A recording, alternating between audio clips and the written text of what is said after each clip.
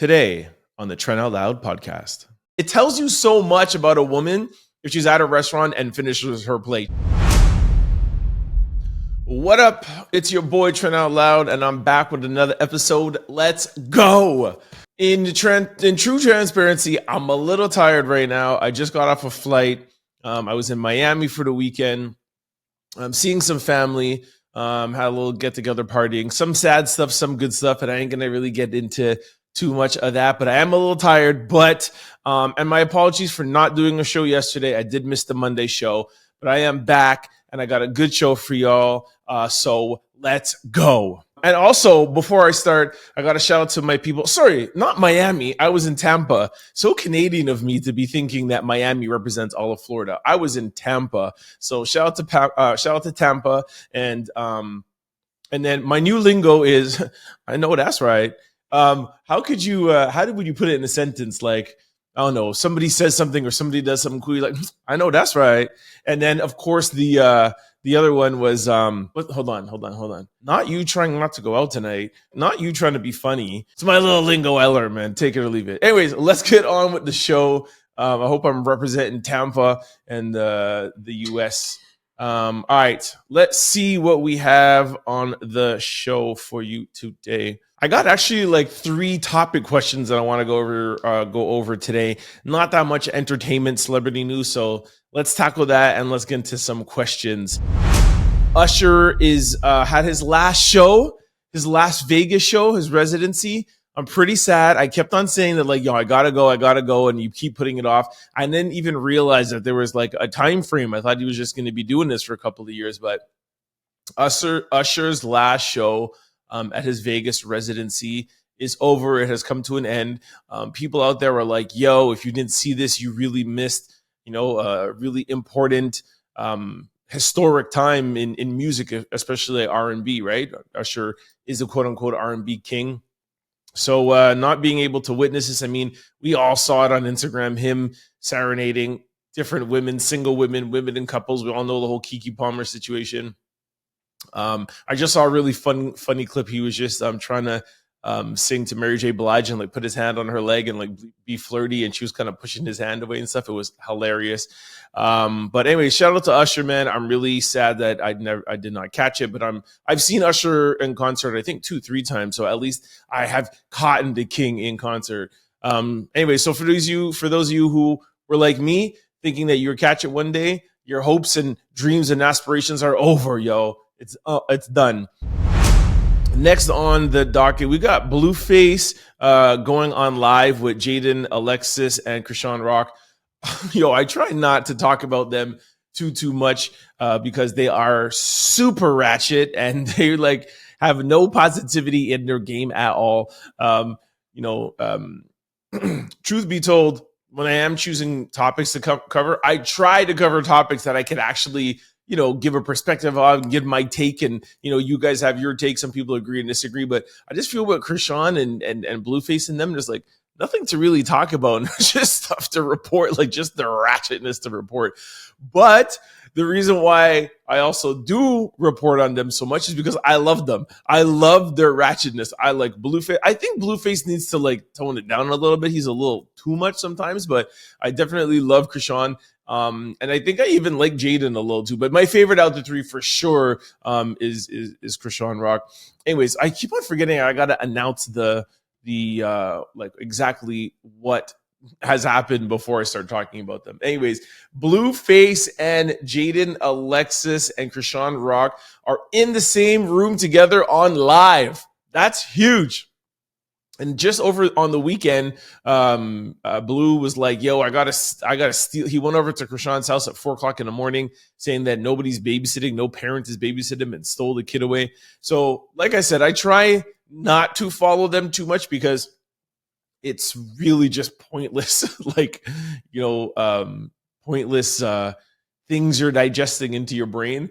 So I don't know everything that's going on with them, but I do know that it's huge that Chrisean and Jaidyn are in the same room together. So I don't know how Blue managed to get both his baby mamas in the same room having fun, joking around. It kind of looked like they were even teaming up on him, actually. But anyway, shout out to them. Hopefully they could bring these the two baby mama drama into one nice like happy union. And actually, that would actually be a good show, right? The Crazy in Love show is bring her into the fold and see how you can have a healthy dynamic with two baby mamas and a crazy baby daddy. I got a little video here too. I'll let you guys take a look at it. Y'all in here trying to molest me. Y'all in here trying to take advantage of a crick. You already beat us up, so why would we care? You bust her lip, you bust her ass, why would we care? Now what? You want to delete that? Oh, Bookie. Come on, girl, stop playing like that. Stop playing it. Cardi B is back in the news. The headline is Cardi B and Offset are no longer following each other. Boom! Drop a bomb for that. Yo, just because somebody doesn't follow somebody on Instagram doesn't mean the relationship is over. It doesn't mean they hate each other. But I do agree a husband and wife, that have children not following each other is something. I just don't know if it's headline worthy. We need a little bit more than that. The second thing to the news story is that the day before somebody found this out, Cardi B went on live and she was saying that how she wants to cut dead weight. I feel like we keep saying every year, like, oh, new year, new me, new this, new that. I'm taking that to the fucking heart. Like, I'm literally writing down, literally bought fucking a whole board, writing down things that, like, I need to do for myself so I could get to where I want to be. Because I know where I want to be in life, career-wise, financially, and personal life. I know where I want to be at next year. So you got to get rid of dead weight. And when it comes to dead weight, it's just like dead weight. I'll say mentality, procrastination, laziness, and people. Because a lot of people are dead weight. You know what? I apologize for making fun of the headline because going to look for that and reporting on that is definitely headline news. Seeing though that Cardi is talking like that. So yeah, I take that back. You were right, listeners, whoever who thought that, and I was wrong. Anyway, so shout out to Cardi and Offset. Hopefully, my light just dropped. Hold on a second. Let me just fix my light. All right, we are back and everything is under control again. How do I look? I'm sitting down here surrounded by 4 lights, by the way, for those who are wondering. All right, what else we got? Ashanti and Nelly are pregnant. So round of applause for them. Bam, bam, bam, bam. I joke around on my IG a lot saying that Ashanti's my wifey because I do love me some Ashanti. And then when I post another girl up, I'm like, yo, new wifey alert. Sorry, Ashanti. Anyways, for those who follow on Instagram, you know exactly what I'm talking about. But I am definitely very happy for them. I think it's really dope. Nelly has 2 kids already. I didn't even know that. But if I'm not mistaken, if I read it correctly, I think one is 24 or like 25 and the other one is like 22. So he has like adult children. But this is just him solidifying the relationship with Ashanti. I don't think Nelly was out here trying to think about having more kids, but rekindling the relationship with Ashanti. And it seems as though like, Nelly was kind of like, trying to get back together with her and he messed up. So I think now that he messed up before, getting back with her now, it's a reason why they have maybe rushed into having children together because he does not want to lose Ashanti again. So it's sweet. And then of course, Ashanti's in her 40s, having a kid with somebody who, she was in love with in the past and rekindling their relationship. I'm happy for them. So shout out to Ashanti and Nelly. All right, let's jump into some questions. I got 3 questions to spark some conversations out there. Renni, Rucci, and Kevin the Man were on We're Playing Spades podcast, and they were discussing if they feel comfortable dating men who are not on their financial level. And I'll play for you what they said. A rich man or a man that's average? A rich man can be average, so you got to be more detailed. That's a bar. Well, do you? I give you some. Would you want a 9-to-5 dude? As long as he can take care of things a man's supposed to take care of. Okay, if he couldn't get you the bags, the jewelry, stuff like that, but he was a great man, would you? You can't talk to people that can get their own stuff. That's why I be saying, like, I want somebody on my level because he gonna be let me tell you from experience. Like, I'm not speaking on nothing I haven't experienced. But what if he care, he make you feel great, he just don't have the funds to do the other things. But I haven't, because I feel like every time a man don't have the funds, then he always got some kind of little insecurity that don't fulfill. Yeah, men are really insecure. Like, in the especially when funds, a woman is the got worst money one. or she got get attention. We can't date like that. Like, y'all can date a bro. We can't date no bro. Because they just like, we can't. All right. So like on the surface, it's like, oh yeah, girls just want guys that have money, etc. But if you guys listen carefully, and I hope I'll word it carefully, is that a girl that has money, if she's okay being with a broke man. And if you listen to Kev the Man, is her name Kev the Man or Kevin the Man? Ken the Man. If you listen to Ken the Man, she who is a woman, by the way, for those of you who are not seeing this on YouTube. So she is saying, listen, it's not that I want him to necessarily have money to be on my level, but what she can't handle is the insecurity of her having money and the guy having his insecurities and his issues. And that I agree with her. Because I know men, and I know men are super insecure. That's what the other girl said. I don't know who these girls are. Sorry, shout out to Renni Rucci.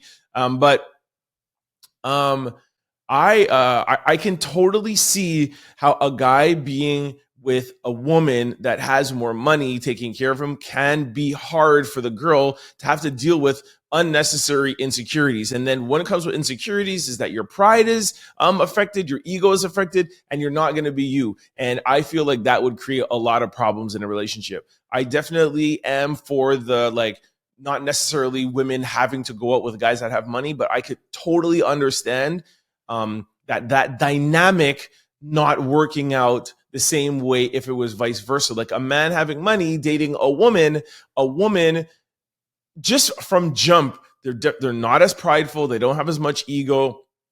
Are women insecure? 100%. But because of the stereotypical world we live in, where it's not expected for a woman to make more than a man, I feel like there's less pressure on the woman that would be in that situation to feel like she has to make more money or any money at all.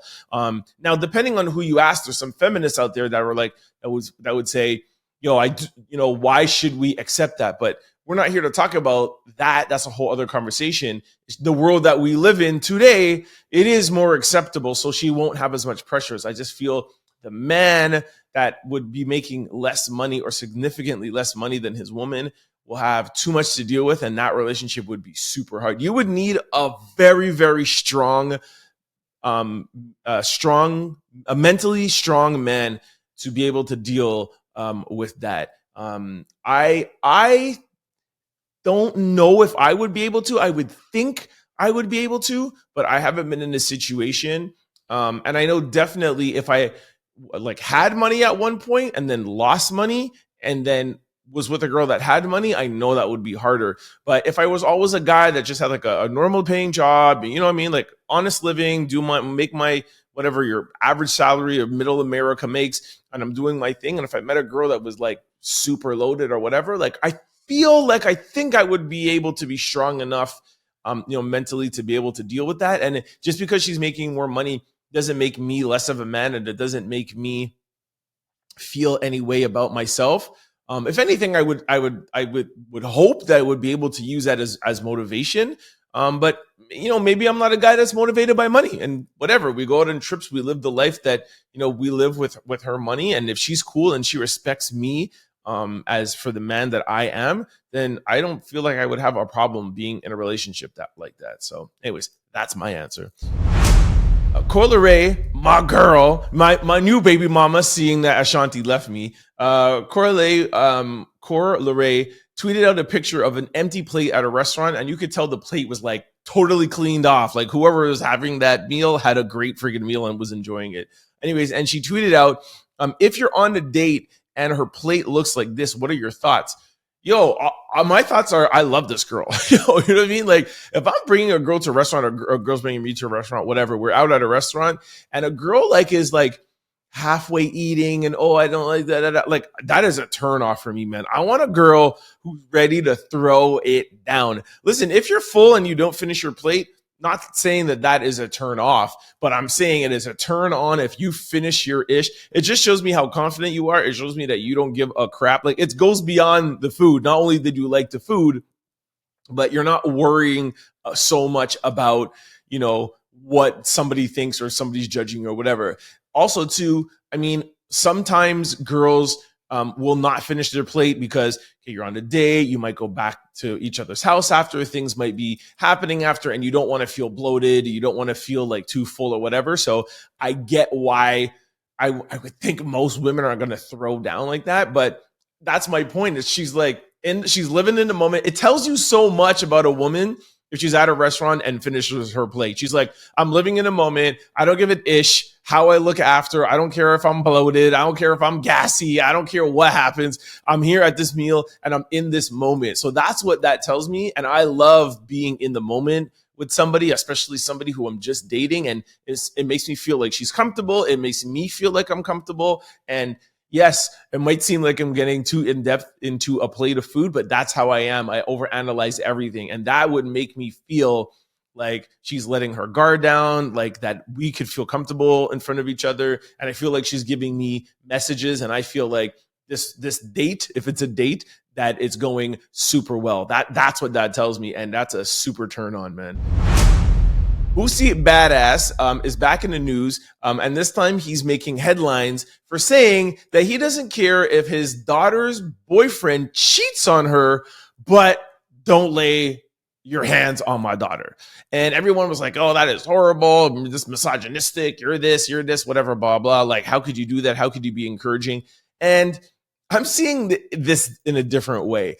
He may not have worded himself properly and technically, but if you really look at it underlying, what he's basically saying is that he's not encouraging the man to cheat on his daughter, but what he's saying is that that's not my biggest concern. If that happens, it happens, and I'll trust that my daughter will deal with that however she wants to deal with that. If she wants to leave you, she can leave you. If she wants to stay with you, like, that's okay.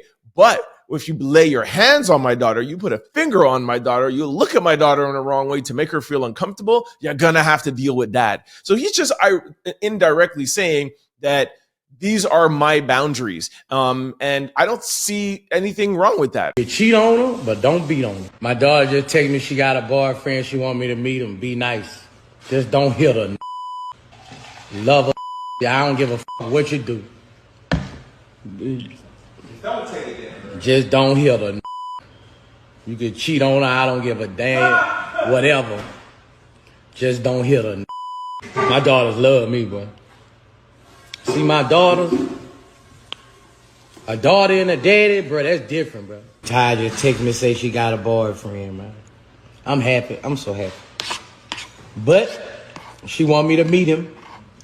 And I'm gonna be nice. She want me to be nice. I would think most dads have some boundaries. And if a father's boundaries is cheating on my daughter, then that's fine too, right? Or it's like some people are like, yo, if I don't want him to ever lie to my daughter, or I don't want to, like, everybody has their own different value system. So I don't think there's anything wrong with Boosie saying that. Like, who are we to tell Boosie what his values for his children should be? And then what I think we should do is I think that we should applaud him for, you know, being in his kid's life. I know people are gonna say you shouldn't applaud that, but the whole thing of, you know, like black fathers not being there, whatever, like, he's there with his children. That means he has a relationship with his children. He has a relationship with his daughter. His daughter clearly wants Boosie to meet her boyfriend. So that means that they have a good relationship, and it's important to her that Boosie likes her boyfriend. That is what's beautiful in the story, instead of getting hung up. I mean, we should highlight that beauty of the relationship between Boosie and his daughter, and not be so focused on if part of his value system, you know, means that he doesn't need to intervene.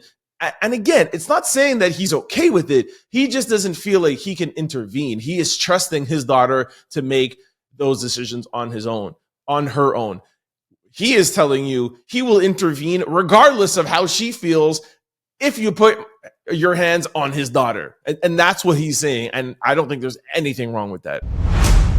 And there is no Canadian news today, and also there are no sports news. I am sorry. I told you I was away for 3 days dealing with some family issues in Tampa. So I am sorry that I wasn't able to get you guys some Canadian news and sports news, but I still had a fun time on this pod. I love these questions, and I hope you guys like it too. Let me know what you think in the comment section below. Don't forget to like, comment, and subscribe. It's your boy, Trent Out Loud. Peace! Go to signupexpert.com/Trent. And then once you sign up for all betting apps and get all your bonuses and get all your rewards, go to your app store and download BetStamp and use promo code TOL.